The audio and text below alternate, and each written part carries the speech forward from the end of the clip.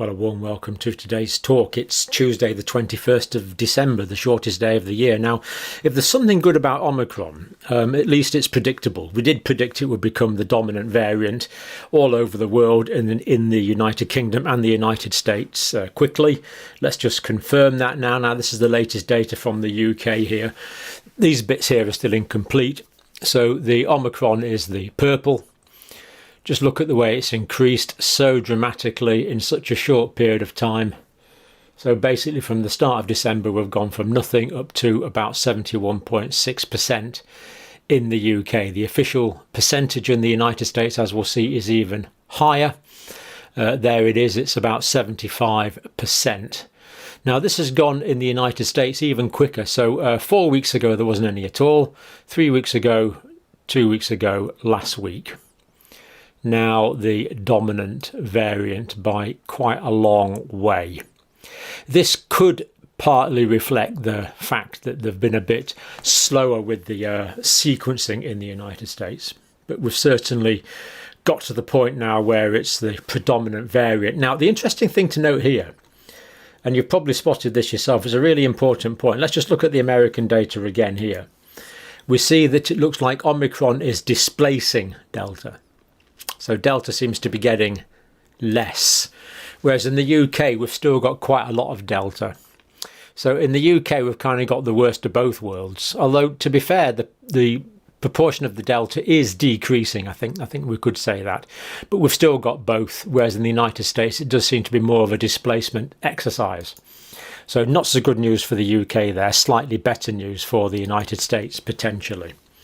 Now, these are the hospitalisations in South Africa, and they are still going up gradually. This data here is incomplete, of course, so some increase. But remember, we've got 7,500 people in hospital in the UK with coronavirus at the moment, with COVID at the moment, mostly due to the Delta variant. So to actually have 9,000 people in hospital who've been diagnosed with SARS coronavirus 2, and in the case of South Africa, we know it's Omicron. So 9,000 people in hospital for a population of 60 million. It's only slightly more than the UK is now, and this is after 4 weeks, just over 4 weeks now, of Omicron in South Africa. So I think this is pretty encouraging data, and it's looking more encouraging day by day. So yes, there's 9,000 people in hospital, but we believe that more than half of these are incidental findings. In other words, they were diagnosed with Omicron when they were admitted to hospital for something else, because everyone who is hospitalised has to be tested, of course, for SARS coronavirus 2, and in South Africa it's virtually all Omicron. So bear in mind that half of these are incidental.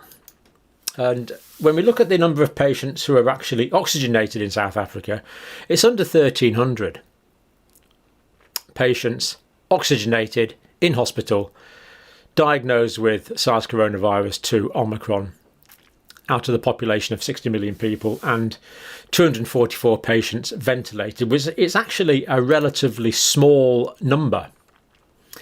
So this is after a month of Omicron now, so it's looking not too bad. Now let's just look at the United States cases here. So here we have the United States, and we see that the cases in the States are... This isn't really showing the data that well in the States. It's a bit out of date, but this is mostly Delta cases here, although we know Omicron's taken over. Now, deaths in the United States have remained reasonably high, unfortunately. And can we see the number of people in hospital in the States? Well, yes, we can. We see it is starting to go down slightly. And by different age groups as well as the total amount. But this is variable depending on the state. So it does depend on the particular state involved. So if we look at, I don't want to waste too much time, but let's look at a random one. Let's look at Idaho. Oh, and we see it's gone down there nicely. What I was going to show you if I had more time was still fairly high in some of the New England states. Hospitalisations are quite high there. Vermont at the moment, for example, is high, with a lot of people off sick as well. So it is patchy depending on the area concerned. So US cases, US hospitalizations, Omicron in the States. Now, this is the latest from the CDC. This is what they've said today. We don't know yet how easily it spreads. So the CDC don't know yet how easily Omicron spreads. Really? Because we've been having a pretty good idea on that for some time now. So I'm not quite sure why the CDC is saying it doesn't know yet how easily it spreads. But let's take some evidence we've looked at. Scientific Pandemic Influenza Group on modelling from the UK. Doubling time is around 2 days, typically about 2.4 days in the UK. So we do know that. So quite why they've said that, I don't know, because we do know that.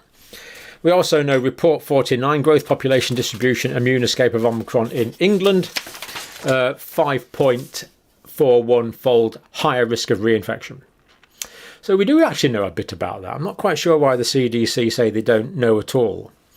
Then the CDC also go on to say they don't know anything about the severity of illness it causes. Well, we've just looked at the South Africa data, where it's caused significantly less serious illness. Now, I suppose you could say the CDC is right because they don't know exactly how this is going to unfold in the United States. So that's true, but we do have some pretty good ideas. So quite why they're feigning or not feigning, but saying they're completely ignorant is a bit surprising. London data, for example, from the COVID symptom tracker app, Omicron cold-like symptoms rapidly taking over in London. Top 5 symptoms that we know about from the Zoe app are the first, runny nose, second, headache, third, fatigue, fourth, sneezing, fifth, sore throat. So we do know a bit about the symptoms, and they tend to be these common cold symptoms. Of course, we've also got that data we looked at from Hong Kong, illustrating that the virus probably replicates in the bronchial passages 70 times quicker than the original virus. But in the lungs, where it's arguably more important, down in the alveoli, the virus is replicating 10 times slower. So we do know that, actually. Not peer-reviewed yet, but the data look good. And we also know the South African presentation was described as blocked or runny nose, headache, tiredness, sore or scratchy throat, body aches. So again, we do kind of know that. And then the CDC also say, or we also don't know how well available vaccines and medications work against it. So the CDC don't seem to know that, but we looked at evidence from South Africa again, which shows that 2 doses of Pfizer gave 33% protection against infection with Omicron relative to the unvaccinated, but that was down from 80%. So we do know that the vaccine, 2 doses in protecting against symptomatic disease, goes down from 80% down to 33%. They didn't mention that, because we do know this is all evidence based. We know 70% protection against hospital admissions in Omicron infection in South Africa relative to the unvaccinated, down from 93% with Delta. So again, we see a 93% reduction in protection, down to 70%, at least in the South Africa data. So the CDC are technically right in saying this, that they don't know what it's going to be in the United States. Of course not, but we've got some pretty good ideas, actually. So I'm not quite sure why they are not admitting to knowing slightly more about it, because there should be a fairly intelligent, well-qualified bunch. Anyway, moving on to the UK, COVID symptom tracker data. This is always the most up-to-date, of course. 1.4 million people symptomatic in the UK at the moment. 137,000 new cases. We do believe that the number of Omicron cases is much higher than this, so we must conclude that a lot of the Omicron cases are asymptomatic or minimally symptomatic, and the overall prevalence certainly going up, as we've said, 1.4 million. And the UK official data, well, we are seeing the increase in cases, of course, as we know, this dramatic increase on the week. When we actually look at cases, though, on the day-by-day basis, we do actually see that the increase is high, but it doesn't seem to be going up any further. It seems to be sort of bobbing around this level of 90,000 a day. And when we look at healthcare in the UK, we actually see that the number of patients in hospital on average throughout the country is actually down slightly. Now, The hospitalisations, I did check on this before we started. In London, they were about 200 yesterday, 201, I think. Now they're about 240. So London, that is leading the way in terms of Omicron in the UK. There is some increase in daily hospitalisations in London. But it's not huge. A lot of the problem in London is that there's so many staff quarantining because so many staff have come into contact with the variant. So what the government are doing is they're looking at reducing the isolation period after exposure from Omicron for those that are fully vaccinated from 10 days down to 7 days, and that would immediately, of course, increase the workforce by 30%. Deaths in the UK. Well, thankfully, still going down. Now, of course, we know there's a delay with Omicron. No one's being naive about this, but that's where we are now. So that is some data from the UK. A bit more from the UK here. This is the Omicron UK data from the UK Health Security Agency. That's this site here. So UK confirmed Omicron cases, there was an extra 15,000 in the 15,363 in the past 24 hours. So 60,000 confirmed by genomic testing. S-gene target failure, which is a very good proxy for it, another 18,000 down 143 cases. So we can see officially diagnosed cases in the UK, somewhere over 200,000 now in officially diagnosed cases. But of course, we know the real number is probably that per day. UK hospitals, hospital Omicron patients in UK hospitals with a positive diagnosis of Omicron, 133. And we don't know about the whole country, but we do know in London that half of these are incidental findings. So for all of the UK, 133 people in hospital. Deaths unchanged from yesterday, still at 14. We don't know to what degree the Omicron infection was a factor in these deaths, whether it is of or with. We simply don't know that yet, but we do know that hospitalisations are still relatively low. Now let's just look at some international data as well. Always good to keep an eye on this. So here we have, well, these are new daily confirmed cases. So the United Kingdom going up quickly. Ireland also increasing with Omicron. United States, the increase is there. So the proportion of Omicron in the United States is already 75%. We know that's starting to show now in the overall numbers of cases in the United States, but there is a bit of a delay. Canada and Australia, New Zealand and Japan still down the bottom. So they're new cases.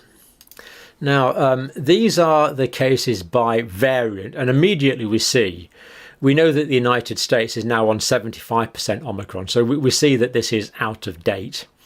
And we know that the United Kingdom is over 60% Omicron now, well, in fact, the UK now 71%, wasn't it, officially? So we know that these figures are out of date, but we do notice that Australia is mostly Omicron. So this is going to spread very rapidly throughout Australia. And Australia have just got their vaccination programs done in time. It looks like Australia's going to do very well again, unless Omicron turns out to be very pathogenic, but we don't think it's going to. So they are starting to catch up there, but that data is still out of date, certainly as far as the United States and the United Kingdom is concerned. Japan, 8.1% Omicron. We've got to see an increase in cases in Japan, you would expect, fairly soon. But we haven't yet. Number of COVID-19 patients in hospital per million, United States. These are Delta cases in hospital. United Kingdom, these are Delta cases in hospital because we know that there's only 133 people in hospital out of 7,500 in the UK. So there's 7,500 people with COVID in the UK hospitals. Only 133 of those have been diagnosed with Omicron so far. Deaths, the United Kingdom deaths are going down. The United States, they have remained fairly high, but these are the effects of Delta. Ireland, the death rate is probably a little lower than the UK, roughly the same as the UK actually on average. Canada, Australia, New Zealand and Japan all on very low rates. So that's our sort of quick review that we like to do of mostly English-speaking countries. Now, UK data is under these links here. Do check it out for yourself. Now, South Africa. Let's just look at some South Africa data as well, starting here. Now, here we see the whole pandemic in South Africa. First wave, second wave, third wave. So the first wave was wild type variant. Second wave in South Africa was the then called South Africa variant, now called Beta variant. Third wave was the Delta variant. Fourth wave is the Omicron variant, and it's going down now, particularly due to the reduction in cases in Gauteng, although there are reasons for that we might see in a minute. But if this carries on, can you see we're looking at a very thin time period there. Now, how this is going to go, we don't know. It could end up being much wider. We simply don't know. But so far, it looks like cases are starting to go down in South Africa. But there will be a proviso on that in a minute. So that's cases in South Africa. Hospital admissions, first wave, second wave, third wave. So far, the hospital admissions are high, but we know a lot of these are incidental for Omicron. Increasing, but as we've said, they have had Omicron there for 4 weeks now at fairly high levels. Deaths in South Africa, well, there's a slight increase, yes, but very slight compared to the first wave, second wave, third wave. And bear in mind, we are a month now into this. And of course, we know that South Africa is now all Omicron, essentially all Omicron, 96% there. So let's look at the deaths there. 4 weeks into the fourth wave, into the Omicron wave, deaths are low. Hospitalizations are slightly higher, but cases are way higher. Now, is there going to be? Is it going to turn out that there's a longer lag time with Omicron? Is it going to be 6 weeks from people getting the infection to people getting ill? Could be, but so far we're not seeing it in the sort of time frames we would expect. Not yet, anyway. It really is a so far so good sort of situation. So Gauteng, 10,000 new cases, 8,000 new cases. I've actually got that the wrong way around. It was 10,000 new cases 2 days ago and 8,000 new cases yesterday. So the number of new cases going down in Gauteng. But there's some big municipal areas in the Gauteng area, so a lot of people are going home for the holidays. So that's what might be bringing the cases down slightly. So it could be slightly spurious. But anyway, Professor Tom Moultrie, this professor, not very good with names, University of Cape Town demographer, Moultrie. Is that Moultrie? Professor Tom Moultrie. It really does seem as if my country will escape relatively unscathed in this wave. Do hope the Professor is correct. What if South Africa's light escape is because we bought that at the present at horrendous cost during the past waves? Well, could be, because we know there's been high number of natural infections in South Africa, and this is the big variable. As we know, the infections in South Africa are mostly natural infection, or the immunity in South Africa is mostly from natural infection. In the UK and the US, much more of it is from vaccine, but we do have data that shows that both are looking equally effective. So Johannesburg and Pretoria, so a lot of people in this, these are both in Gauteng, I think, they're going home for the holidays, for Christmas. Mostly in minibuses, which have a limit of 22 passengers, a limit which apparently is pretty well ignored. So you've got people going home from Gauteng with 22, 23, 24, 25, 26, 27 passengers in a minibus, guaranteed infection. But it's already all around South Africa anyway, so how much difference that will make is difficult to tell, because it is all around South Africa already. Now, Africa is a concern. Here is some data from Africa, which of course is hopelessly limited. So we do see that Nigeria, Malawi, Kenya, Zambia, of course we don't believe these figures. We know that in Nigeria there was a case a couple of weeks ago, so if Omicron is not all over Nigeria now, I would be amazed. Zimbabwe with slightly better testing, Namibia and Botswana, which has actually got pretty good testing as cooperations with South Africa. So we do see this great increase in African cases here. Now, I've got here that Africa could go one of two ways. Now, what's happening is that the cases are spreading around Africa, as we've seen. There's some indications that Omicron affects younger people more. We know that the amount of illness in South Africa has been, I think we can say, minimal. So far in London, it's looking like small amounts of hospitalisations, although, as we constantly have to say, that could change.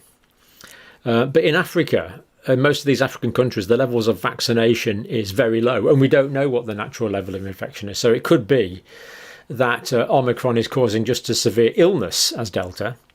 It's just that we're not seeing it because our populations are so well immunised, either through vaccination or through natural infection.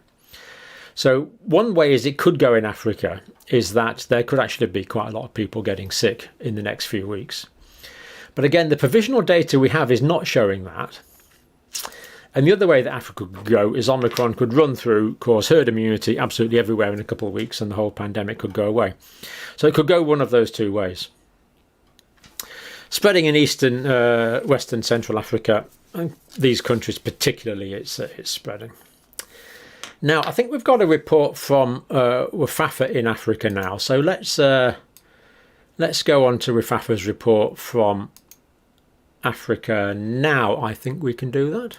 Today's COVID-19 and Ebola virus outbreak updates. I will start with some exciting news. Now, the Minister of Health of Democratic Republic of Congo declared the end of Ebola outbreak. That is started around October 8th and it ended on 18th of December. Now, we know that Ebola virus is one of the causes of hemorrhagic fevers, and it is a very dangerous disease.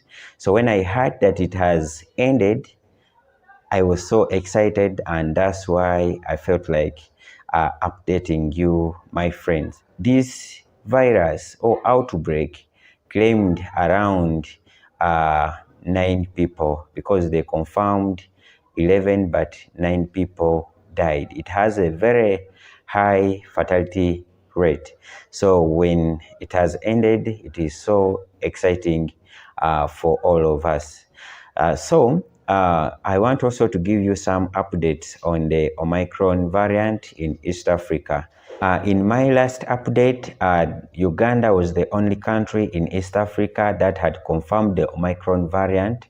But as I talk about 5 days ago, the Minister of Health of both Rwanda and Kenya confirmed their first cases of Omicron variant. And in Kenya, there were 3, and Rwanda, there were 6. In Kenya, cases were from the community. That means there is an evidence of community transmission. Now that Uganda is neighboring Kenya and Rwanda, there are high possibility that there will be the movement of those people from Kenya into Uganda, or people from Uganda into Kenya, and they will come back. So there may be community transmission of Omicron variant as per today in all these countries. In our previous address, we saw that the 7 cases that were confirmed in Uganda, they were all imported cases. That means there was no evidence of community transmission. But now that Kenya has, there's a possibility that in Uganda, we may be having it now. When you look at the number of cases that are reported daily in all these countries, the cases are increasing.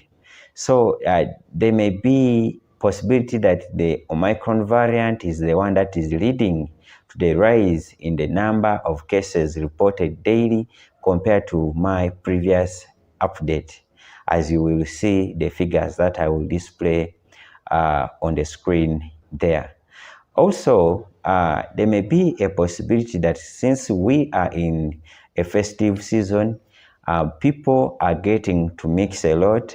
We have people traveling from urban to rural areas, rural to urban.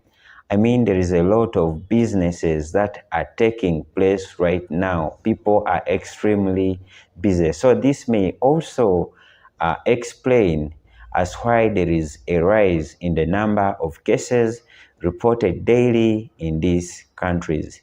Now, allow me go through some of the figures from these countries that I've talked about. Now, I will start with Kenya.